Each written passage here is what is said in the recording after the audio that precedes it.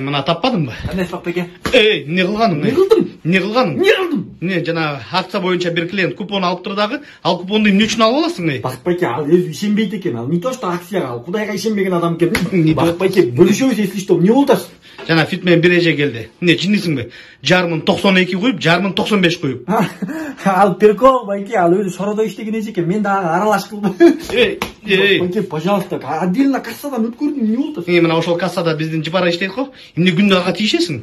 Бакбеке, вот здесь не надо. Биринчиден ал өзү тийишип атат. Экинчиден мен көптөн бери байкап жүрөм, байке сиз ага көз салып койгонсуз.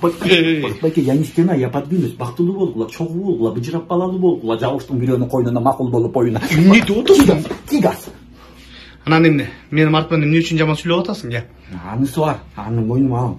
Просто Бакбеке коллективге жаңы эле келдим да, анан баардыгы эле сиз жөнүндө ыплас сөздөрдү айтып атса, мен да мындай за компанию кошулуп сизди 2-3 жолу деп койдум.